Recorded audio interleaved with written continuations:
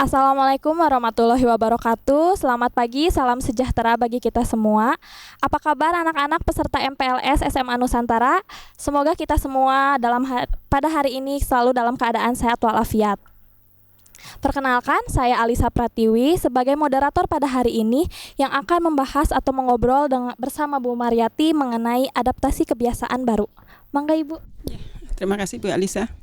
Assalamualaikum warahmatullahi wabarakatuh. Waalaikumsalam warahmatullahi wabarakatuh. Perkenalkan, nama Ibu Mariati SPD, mengajar kimia di SMA Nusantara dari tahun 1991.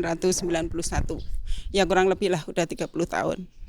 Mungkin paling tua lah di sini. Ya. Pada kesempatan ini, Ibu akan membahas sedikit mengenai adaptasi kebiasaan baru atau disingkat AKB. Pada bulan Maret tahun 2020, pandemi COVID-19 itu baru dimulai dan belum berakhir sampai dengan saat ini. Masyarakat Indonesia diimbau untuk menerapkan adaptasi kebiasaan baru atau AKB. Sebetulnya apa sih adaptasi kebiasaan baru itu? Mungkin Bu Alisa tahu?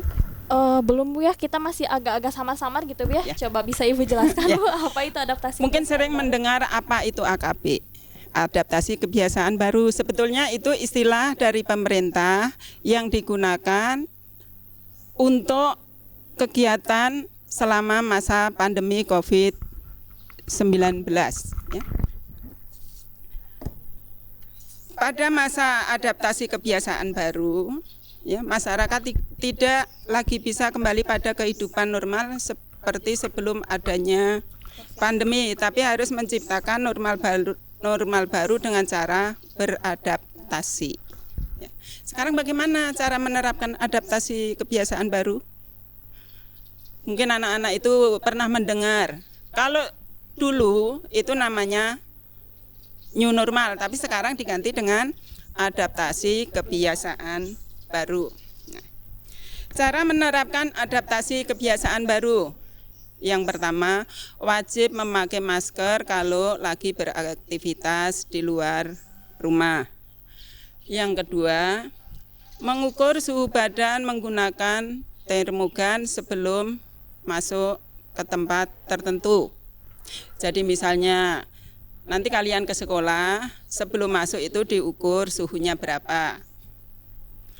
Yang ketiga yaitu mencuci tangan dengan air mengalir dan sabun selama kurang lebih 20 detik. Jadi nanti anak-anak sebelum masuk kelas harus mencuci tangan dulu dengan air mengalir, tempatnya sudah disediakan, sabun juga sudah disediakan. Berikutnya yaitu kalau perlu membawa hand sanitizer sendiri, meskipun di sekolah juga sudah disediakan. Dan yang terakhir harus bisa jaga jarak dan hindari kontak atau hindari kerumunan. Ya, itu cara menerapkan adaptasi kebiasaan baru. Nah, Bu Alisa mungkin udah jelas? Jelas ya Bu ya? Ya. Ya, jadi selama ini kita melaksanakan adaptasi kebiasaan baru. Nah, hal-hal apa yang perlu diketahui untuk menjalankan adaptasi kebiasaan baru? Yang pertama, misalnya ke pasar, ke pertokoan atau ke mall. Ya. Kita pergi ke pasar, ke pertokoan atau ke mall, kita membeli bahan makanan atau barang yang lain. Pasti di mall itu kita ketemu orang banyak. Ya, kita ketemu orang banyak, kita harus bisa menjaga jarak dengan orang banyak. Minimal jaraknya 1 atau 2 meter. Terus kita wajib memakai masker. Selain masker, bisa juga menggunakan pelindung wajah atau face shield. Tujuannya untuk apa Bu Alisa? Untuk melindungi dari virus yang Ya, ada di luar ya Bu ya? untuk melindungi diri dari paparan virus. Ya. Yang kedua, kita pergi ke rumah makan atau ke restoran. Pada era adaptasi kebiasaan baru, sekarang pengunjung sudah diperbolehkan makan di rumah makan atau di restoran dengan syarat tetap harus menjalankan protokol kesehatan. Misalnya menjaga jarak 1 atau 2 meter.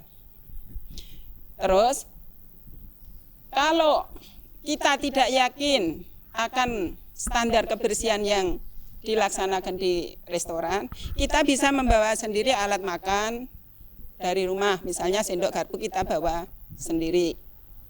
Saat makan, jangan lupa masker dilepas. Ya, masker disimpan di tempat yang bersih supaya bagian dalamnya tidak terkontaminasi dengan virus.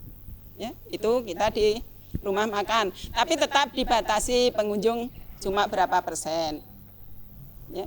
Yang ketiga, kalau kita misalnya ke stasiun, terminal, bandara atau pelabuhan, tetap menjalankan protokol kesehatan, yaitu memakai masker dan menjaga jarak dengan penumpang yang lain. Ya. Kalau menggunakan moda transportasi udara atau laut, ya, perlu mengisi kartu kewaspadaan kesehatan sesuai ketentuan yang berlaku di bandara atau pelabuhan. Yang keempat, pergi ke tempat wisata. Karena selama hampir setahun setengah kita nggak bisa kemana-mana, mungkin udah jenuh di rumah, taunya cuma rumah terus nggak pernah kemana-mana, mungkin jenuh pengen pergi ke tempat wisata. Ya. Kita harus tetap mengikuti protokol kesehatan yang telah ditetapkan. Ya. Sebelum kita ke tempat wisata, kita harus cari tahu dahulu aturan yang berlaku di destinasi tujuan. Ya Bu Alisa, jadi jangan langsung jual datang gitu ya. Aturannya apa harus kita ikuti. Ya. Usahakan bawa botol minuman dan alat makan selama liburan. Jadi nggak usah istilahnya kita jajan, kita kan nggak tahu jajanan itu mungkin udah dipegang banyak orang, mungkin virusnya udah nempel. Yang di luar itu kelihatannya sehat-sehat, padahal itu banyak membawa virus. Ya. Karena ya itu tadi ya Bu ya, karena virus itu kan tidak terlihat ya Bu. Virus itu kan sangat kecil, mungkin Bu Alisa sendiri tahu guru biologi ukurannya seberapa nanometer lah. Ya, tidak bisa dilihat dengan mata telanjang gitu ya Bu ya. Tapi mematikan ya Bu Alisa. Ya, benar banget Bu. Yang kelima, menginap di hotel. Biasanya kalau wisatawan dari jauh itu biasanya suka menginap di hotel. Sebelum kita menginap di hotel, apa yang harus kita lakukan? Satu, kita cari informasi dulu terkait hotel yang akan kita tempati. Ya. Setelah itu, misalnya pada saat check-in di hotel, kita juga harus bisa menjaga jarak dengan orang lain atau karyawan hotel. Tetap protokol kesehatan, tetap kita ya, Bu, ya? jalankan. Ya.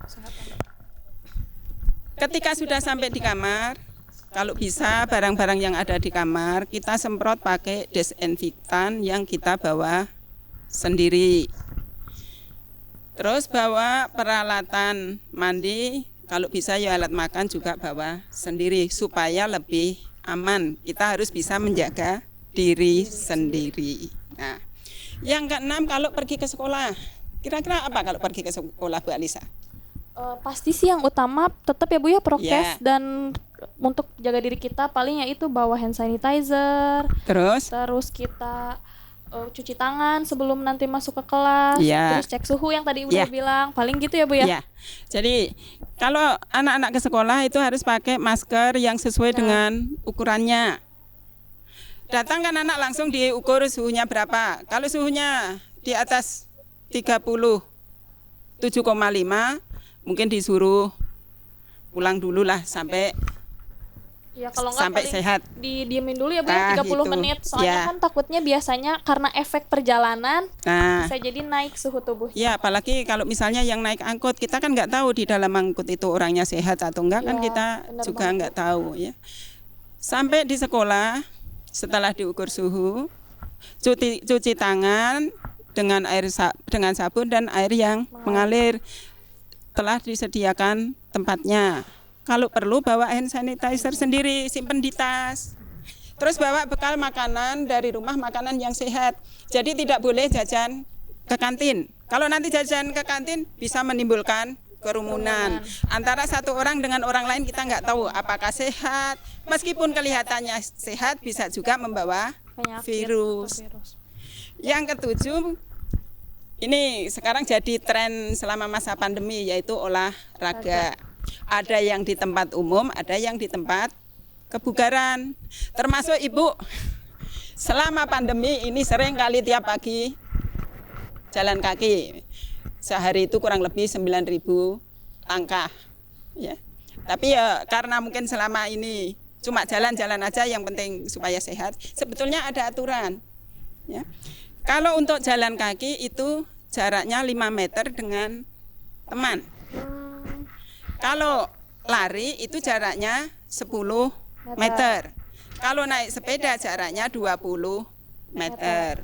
Ya, itu untuk olahraga di tempat umum. Sekarang kalau kita berolahraga di tempat kebugaran, ya, harus dapat mencari tempat dengan sirkulasi udara yang baik. Terus jangan memakai peralatan pribadi secara bergantian. Jadi harus membawa sendiri. Kalau sudah beres sampai di rumah, baju dilepas di luar. Ya, jadi jangan masuk dulu. Baju ini di luar, setelah itu mandi, ganti baju yang bersih. Kalau enggak paling kita harus menghindari kontak dengan orang rumah ya Bu ya. Jadi nggak langsung misalnya sampai rumah salaman atau apa itu nggak boleh. Jadi bersih dulu baru kontak, baru ngobrol, baru mungkin megang-megang barang-barang di rumah ya Bu ya. Gitu. Jadi kondisi kita udah bersih dahulu, sudah bebas dari virus. Ya. Itu tadi merupakan penerapan adaptasi kebiasaan baru. Nah, selain itu apa yang perlu kita persiapkan Bu Alisa kira-kira?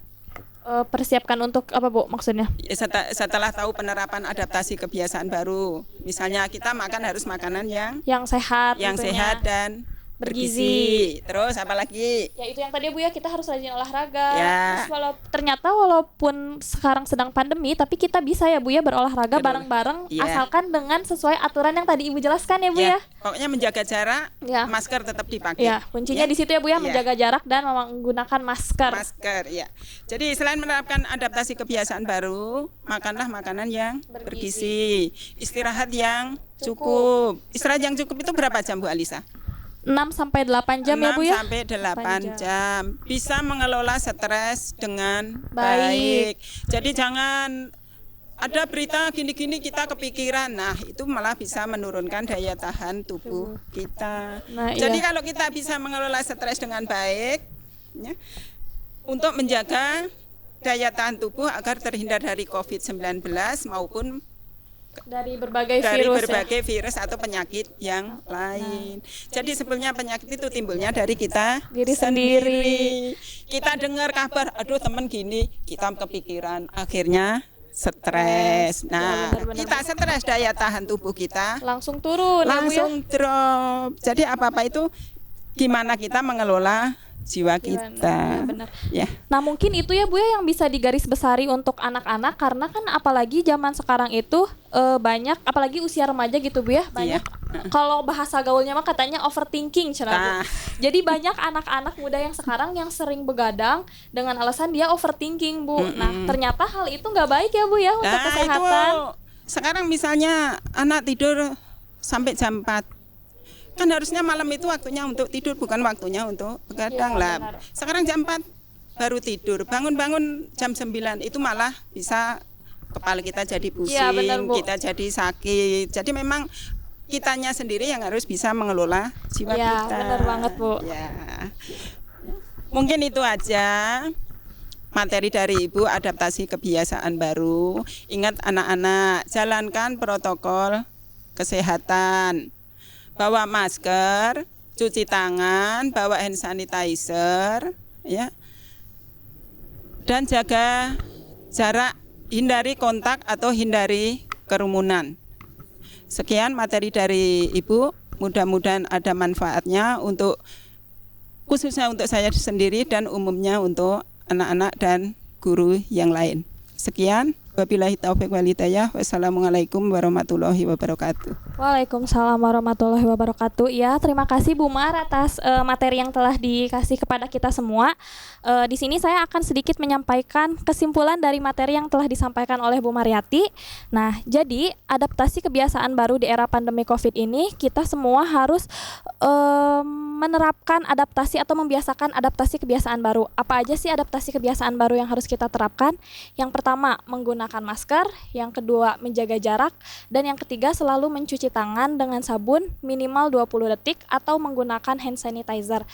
3 hal tadi adalah prokes yang harus kita jaga ketat agar kita bisa terhindar dari virus. Ya, mungkin sekian untuk materi hari ini. Terima kasih atas perhatiannya. Saya Alisa Pratiwi dan Bu Mariati pamit undur diri. Assalamualaikum warahmatullahi wabarakatuh.